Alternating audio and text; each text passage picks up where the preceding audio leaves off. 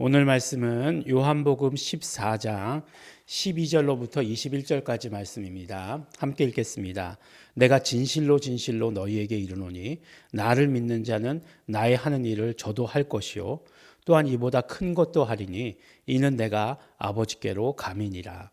너희가 내 이름으로 무엇을 구하든지 내가 시행하리니 이는 아버지로 말미하여금 아들을 인하여 영광을 얻으시게 하려 함이라.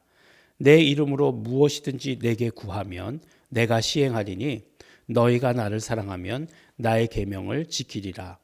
내가 아버지께 구하겠으니 그가 또 다른 보혜사를 너희에게 주사 영원토록 너희와 함께 있게 하시리니 저는 진리의 영이라.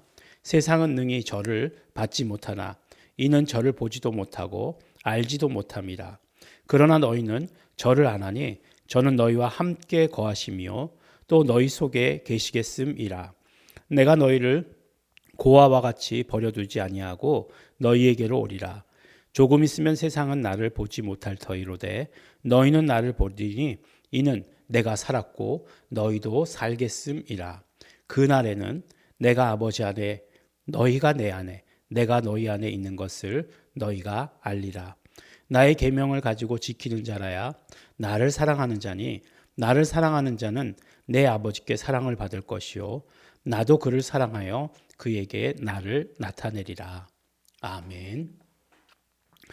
네, 오늘 말씀을 보면 우리 이제 요한복음 14장 12절 말씀을 보면 참 어떤 면으로 보면 이게 이해가 되는 말씀인가라는 생각이 드는 구절이 있습니다. 그게 뭐냐면 나를 믿는 자는 나의 하는 일을 저도 할 것이요 또한 이보다 큰 것도 하리니 이는 내가 아버지께로 감이니라 라고 이렇게 말씀하시거든요. 근데 우리가 생각하길래 예수님이 하시는 일을 우리도 한다 라고 생각하는 그것도 어마어마하죠. 왜냐하면 예수님께서 하셨던 일을 생각해 보면 그 나라에 대해서 말씀하셨고 가르치셨고 뿐만 아니라 병자들을 고치셨고 귀신들을 내어 쫓으셨고 뭐 이런 사역들을 하셨잖아요. 예. 그런 것들 보면 굉장히 어마어마한 것처럼 우리가 느껴지지 않습니까? 실제로 뭐 그렇게 쉽지 않고요. 네. 우리가 뭐 병자들을 위해서 기도한다. 그것도 굉장한 에너지를 필요로 하는 거잖아요. 사실은. 그런데 그 모든 것들 예수님이 하셨던 것들만큼도 정말 하기도 어려운데 근데 더군다나 예수님께서 뭐라고 말씀하시냐면 이보다 더 큰 것도 하리니 라고 이렇게 말씀하고 계시거든요. 근데 너무나 재미있게도 이 큰 일에 대해서 말씀하실 때, 큰 일에 대해서 말씀하실 때는 어떻게 말씀하시느냐? 꼭 이름과 관계 지어서 말씀하시는 것을 우리가 들을 수 있어요. 구약에서도 큰 일에 대해서 말씀하시거든요. 큰 일을 하리니 라고 이렇게 말씀하시면서 이름에 대해서 말씀하시는 것을 들을 수 있어요. 근데 그렇게 말씀하시고 나서 내가 아버지께로 감이라 라고 말씀하시면서 이제 13절에 뭐라고 얘기하고 있죠? 너희가 그렇기 때문에 너희가 내 이름으로 무엇을 구하든지 내가 시행하리니 라고 이렇게 말씀하시는 것이에요. 이는 아버지로 하여금 아들을 인하여 영광을 얻으시게 하려 함이라 라고 이렇게 말씀하세요. 그러니까 우리가 잘 풀어서 보면 내 이름 무슨 이름이에요? 예수님께서 내 이름 이렇게 말씀하신 거예요. 보통 때는 아버지의 이름 이렇게 말씀하셨어요. 앞에서는 그래서 아버지의 이름으로 행한 것 나는 아버지의 이름으로 왔다 이렇게 말씀하셨어요. 그 다음에 요한복음 17장에 가면 아버지께서 내게 주신 이름 이렇게 말씀하세요. 근데 여기 14장에서부터 16장까지는 내 이름 이렇게 말씀하시거든요. 내 이름으로 구해라. 그러면 우리가 기도할 때에 우리 기도는 아버지께 구하는 것으로 알고 있는데 내 이름으로 구하는 것은 누구에게 구하는 거죠? 내 이름으로 구하는 건 예수님께 구하는 거예요. 근데 예수님께 구하는데 예수님께 무엇을 구하든지 내가 시행한다 이렇게 말씀하시거든요. 예수님께서 다 시행하시겠다 이렇게 얘기하는 거예요. 그러니까 그동안 이 사람들이 기도에 대해서 가지고 있던 관념이 완전히 다 이렇게 무너진 거죠. 그래서 나중에 뭐 이렇게 초창기 때에 초대교회 때 필사잖아요. 이게 뭐 지금처럼 이렇게 뭐 복사해가지고 인쇄하고 그런 성경이 아니잖아요. 필사할 때는 이 부분을 뺀 성경도 있다고 그래요. 왜냐하면은 예수님께서 직접 시행하셔? 라고 하는 게 이해가 안 된 거죠. 예. 그래서 뺀 성경도 있다고 얘기하지만 그러나 지금 이제 내 이름으로 내가 시행한다 라고 하는 것이 가장 이제 어떤 면으로 얘기하면 정설이라는 거죠. 그리고 예수님께서 그렇게 말씀하신 것이죠.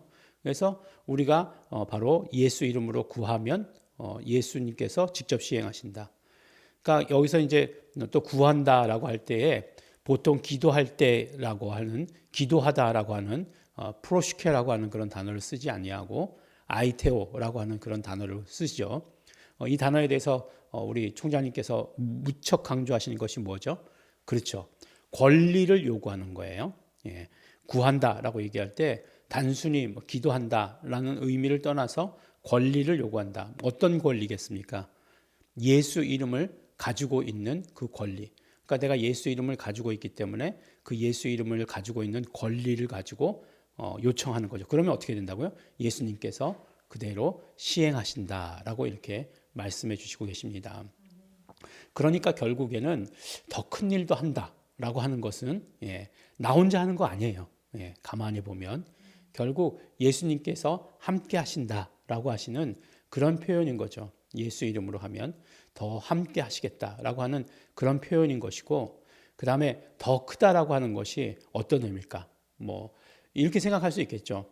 단순히 뭐 범위적으로 볼 때 유대인 중심이었다가 이제는 예수 이름이 어떤 이름이 된 거예요? 예수 이름은 이방인을 구원하는 이름이 되는 거잖아요. 이방인을 구원할 때에 구원의 이름이 예수 이름인 것이잖아요. 그래서 훨씬 더 이제 어떤 범위적으로 볼 때 크다라고 이렇게 우리가 이해할 수도 있고, 뭐 여러 가지 방법으로 이해할 수 있지만 저는 그렇게 이해했습니다. 그래서 예수 이름, 바로 구원의 이름, 바로 이방인까지 구원할 수 있는 이방인의 구원을 이야기할 때 이름을 드러내는 것을 말씀하신 것을 하셨으니까 그 이름을 퍼져나가는 것, 그것을 말씀하는 것이다라고 이렇게 이해할 수 있습니다. 그리고 나서 오늘 말씀 가운데는 또 이 고별 담화이기 때문에 고별 설교이기 때문에 중요한 말씀들이 연속으로 나오는데, 그 다음에 이름으로 구해라라고 하신 다음에 뭐라고 얘기하시죠? 내가 아버지께 구하겠으니 그가 또 다른 보혜사를 너희에게 주사라고 이렇게 말씀하고 계세요. 그러니까 또 다른 보혜사를 주실 것이다 이렇게 얘기하고 있어요. 근데 너무나 재밌게도 제가 어제도 말씀드렸나요? 이름이라고 얘기할 때 내 이름, 그러니까 내 이름은 아주 구체적으로 예수 이름을 말하는 거죠. 그러니까 아버지의 이름 그러면은 사람들이 아리까리 할 수 있어요. 아버지의 이름은 야훼 아니야? 뭐 이렇게 얘기할 수 있어요. 그렇지만 그렇지 않은 거예요. 또 나중에 설명할게요. 그러면 내 이름이라고 했으니까 이건 예수 이름이 너무 분명하잖아요. 그러니까 14장부터 16장까지는 예수 이름이라고 말씀하시고, 그 다음에 이제 보혜사라고 하는 말도 14장부터 16장까지만 나와요. 유일하게. 그리고 나서 유일하게 한 군데 딴 데서 나오는 게 어디냐 하면 요한 1서 2장 1절이에요. 근데 요한 1서 2장 1절에는 한국말로 어떻게 번역했냐 하면 만일 누가 죄를 범하면 우리 앞에 대언자가 있으니 곧 의로우신 예수 그리스도시다라고 이렇게 얘기해요. 그러면 여기서 말하는 대언자는 누구세요? 예수 그리스도시다는 거잖아요. 그러니까 누가 범죄하면 대언자라고 하는 건 대신 말해주시는 분이잖아요. 누가 대신 말해주시느냐? 예수께서 하나님께 대신 말씀해 주시는 거죠. 그러니까 예수께서 대신 말씀해 주신다 해서 대언자라고 이렇게 얘기했는데, 헬라어로 보면 대언자라고 되어 있지 않고 보혜사라고 써져 있는 그 단어와 똑같은 단어로 되어 있다라고 이렇게 얘기하는 거죠. 그래서 사실 한국말 성경에는 보혜사하고 대언자하고 다른데요 라고 이렇게 얘기하면 아무런 설득력이 없어요. 헬라어를 가지고 얘기해야 설득력이 있는 거예요. 헬라어를 봤더니 여기하고 단어가 다르다 이렇게 얘기하면 다른 거지만 같다 그러면 같은 거예요. 그러면 예수님도 보혜사 파라클레토스시네요. 원어로 가지고 얘기하자고요. 예수님도 파라클레토스시고 보혜사라고 얘기하는, 그 다음에 성령님, 보혜사 성령님 했을 때 그 보혜사도 결국엔 그 성령님도 파라클레토스예요. 같은 분이시네요 라고 이렇게 얘기할 수도 있는데, 성경에 얼만큼 더 정확하게 얘기하느냐? 그가 누가요? 아버지께서 또 다른 보혜사, 또 다른이라고 되어 있죠. 그러니까 예수님이 아닌 또 다른 보혜사를 보내신다라고 이렇게 얘기하시잖아요. 그러면 왜 예수님을 보혜사라고 얘기하고 또 요한복음에서는 성령님의 그 본질에 대해서 이야기할 때 또 보혜사라고 얘기했냐? 그러니까 뭐 다시 또 돌아가는 이야기 같지만 바울도 성령님에 대해서 이야기하고 누가도 성령님에 대해서 이야기했거든요. 그러니까 뭐 성령님에 대해서 이야기할 때 강조하는 부분이 좀 다르죠. 왜냐하면 바울은 서신서고 성령님에 대해서 이야기할 때 주로 은사 중심 또 열매 뭐 이런 것들에 대해서 주로 말씀하셨거든요. 그래서 그 성령의 사역이 그래요.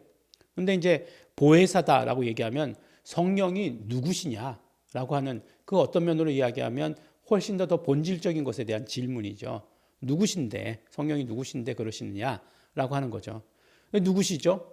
누구시냐고 했더니 보혜사다라고 이렇게 성령을 예수님께서 말씀하신 거예요. 근데 보혜사인데 나도 보혜사고 성령님도 보혜사시다. 이렇게 얘기하는 거죠. 근데 예수님께서 보혜사의 역할을 하시는 것은 요한일서에 보니까 뭐라고 되어 있다고요? 바로 의로우신 예수 그리스도시다라고 해서 하나님 앞에서 우리를 변호하시는 분이 예수 그리스도시다라고 이렇게 얘기하는 거예요. 예. 근데 이제 성령님에 대해서 얘기할 때 성령님도 우리를 위해서 탄식하신다라고 하는 말씀이 로마서에 있잖아요. 그래서 성령님도 우리를 변호하시는 분이시다라고 이렇게 생각하는데 그렇지 않아요. 성령님은 예수 그리스도를 변호하시는 하나님의 영이세요. 그러니까 성령님은 예수 그리스도를 변호하신다. 그러니까 변호하시는 일이 증거하시는 일이 가장 어떤 면으로 보면 본질이시기 때문에 그렇기 때문에 바로 성령님을 보혜사라고 우리에게 소개한 것이에요. 이제 내일 나오겠죠. 14장 26절은 오늘 안 읽었으니까 26절에는 내 이름으로 보내실. 예. 그러니까 지금 계속 말씀드리는 게 14장에서 16장까지 내 이름이 이렇게 쭉 나오는데 보혜사가 또 이렇게 쭉 나오잖아요.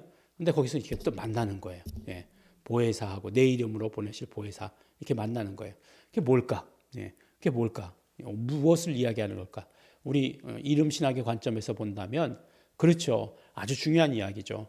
뭐냐 하면 하나님께서 예수께 이름을 주셨어요. 그죠? 이름을 주셨어요. 그럼 예수님께서 직접 이름을 주셨죠. 제자들에게. 근데 그 수는 얼마 되지 않아요. 얼마 되지 않고 그 다음에 직접 그 이름을 가지고 오셔서 정말 믿는 자 안에 내주하시면서 그 이름을 주시는 분은 성령님이시라는 거예요. 그러니까 성령님의 사역이 굉장히 중요하죠. 네. 그래서 뭐 이 일이 뭐 성령님으로 말미암아 고쳐진 거냐, 예수 이름으로 말미암아 고쳐진 거냐, 물을 필요가 없는 거죠. 왜냐하면 그게 성령님의 사역이시니까 가장 근본적인 성령님의 사역이시니까. 그래서 성령님께서 오셔서 예수 이름을 우리에게 알리시고 예수 이름으로 그 이름을 부름으로 말미암아 임재를 경험하게 하시고 예수 그리스도의 직접적인 기도의 응답을 경험하게 하시는 그런 분이시다라고 이렇게 말씀해 주시는 거예요. 그러면 그때 어떻게 되느냐? 내가 아버지 안에, 그러니까 내가는 여기서 예수님이시죠. 예수님께서 아버지 안에, 너희가 내 안에, 그러니까 우리가 예수님 안에, 그리고 예수님께서 우리 안에 계신 것을 너희가 알게 될 것이다 라고 이렇게 얘기하는 거죠. 그날에는 이게 언제일까요? 그날에는 부활의 날일까요? 예. 아니면 예수님 다시 오시는 그날일까요? 예. 그 날에는 이렇게 말씀하고 계시니까 분명히 뭐 어느 날 중에는 하나겠죠. 일단은 어떤 부활하신 이후에는, 그리고 성령님을 영접한 이후에는 이렇게도 되겠죠. 그래서 왜냐하면 바로 이렇게 말씀하시고 성령님을 보내주신 것은 오순절 때 보내주셨으니까 바로 그렇게 이야기하는 것을 우리가 알 수 있습니다.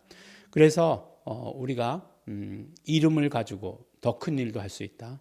이름으로 예수 이름을 사용해서 구하면 예수님께서 시행하신다.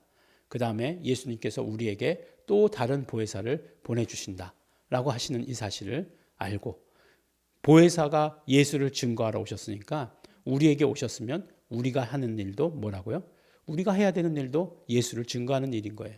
그게 성령의 사람이고 성령님께서 임한 사람의 증거예요. 네. 그것을 오늘 우리에게 말씀해 주십니다. 그러므로 우리 보혜사 성령님을 사모하시고 보혜사 성령님의 임재를 소원하시고 언제나 성령님을 환영하시는 우리 성도 여러분 되시기를 예수 이름으로 축원합니다. 기도하겠습니다. 하나님 아버지 감사합니다.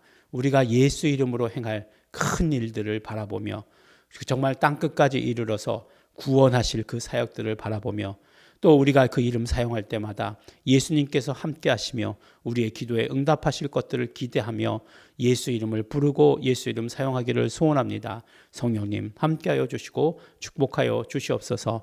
성령님 예수 그리스도를 변호하시는 성령님, 증거하시는 성령님, 우리 안에 충만하여 주시어서 우리의 입술이, 우리의 발걸음이, 우리의 모든 행동이 다 예수를 증거하는 일 될 수 있도록 사용하여 주시옵소서. 감사드립니다. 예수님 이름으로 기도드렸습니다. 아멘. 그러므로 우리 이 시간에 기도하실 때 우리 성령님을 환영하며 기도하기 원합니다. 성령님 내 안에 오시옵소서. 성령님 내 안에 오셔서 예수 이름으로 충만케 하여 주시옵시고, 성령님 내가 예수 이름을 증거하는 자 되게 하여 주시옵시고, 예수 이름을 부르는 자 되게 하여 주시옵시고, 예수 이름으로 능력 행하는 자 되게 하여 주시옵소서. 성령님 함께 하여 주시옵소서. 다 같이 통성으로 기도하시겠습니다.